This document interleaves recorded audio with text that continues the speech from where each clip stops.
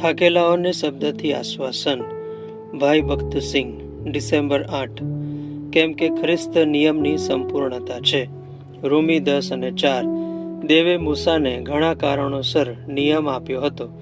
પ્રથમ તો લોકો દેવ પાપની જે વ્યાખ્યા આપે છે તે સમજે. રોમી 3:20 આપણે વાંચીએ છીએ, તેની સમક્ષ કોઈ પણ માણસ નિયમશાસ્ત્ર પ્રમાણેની કરણીઓથી ન્યાયી ઠરશે નહીં, કારણ કે નિયમ દ્વારા પાપ વિશે જ્ઞાન થાય છે. બીજું, નિયમશાસ્ત્ર દેવની પવિત્રતા સમજાય માટે તે આપવામાં આવ્યું.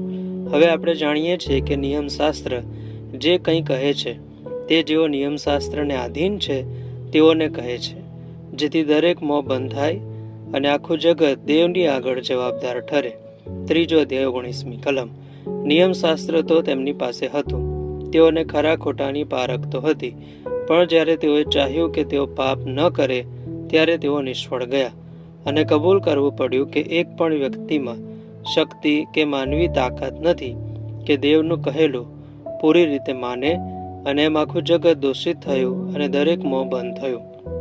મૂસા પર્વત પર ગયો અને અગ્નિ આકાશથી ઉતર્યો અને પર્વતને ઢાંકી દીધો. ધરતીકંપ થયો અને તેની પાસે જવાની કોઈની હિંમત ચાલી નહીં. જ્યારે તેઓએ અગ્નિ જોયો ત્યારે તેઓ ધ્રુજ્યા અને કહ્યું, દેવ પવિત્ર છે, તે ભસ્મ કરી નાખનાર અગ્નિ છે. જો તેઓ પાસે જવાની હિંમત કરત તો ત્યાં તો દેવ હતા અને બોલતા હતા, અને તેઓનો નાશ થઈ જાત, તેઓ બળીને ભસ્મ થઈ જાત.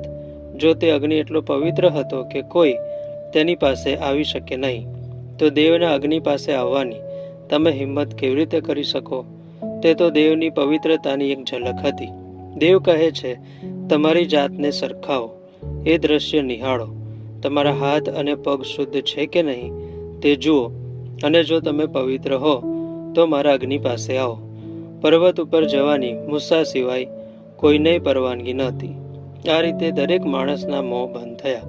ત્રીજું, નિયમ આપવામાં આવ્યો કે પાપની ભયંકરતા સમજવા મદદ મળે. ત્યારે શું જે હિતકારક છે તે મને મૃત્યુકારક થયું? ના, કદી નહીં. પણ પાપ તે પાપ જ દેખાય, અને આજ્ઞા વડે પાપ તે અતિશય પાપિષ્ટ થાય, એ માટે જે હિતકારક છે તેને લીધે તેણે મરણ નિપજાવ્યું. રોમી 7:13. નિયમ પાપને વધારે પાપિષ્ટ કરવા આપવામાં આવ્યો. બીજા શબ્દોમાં આપણને સમજવામાં મદદ મળે કે પાપ કેટલું ભયંકર, જોખમી અને નાશકારક છે.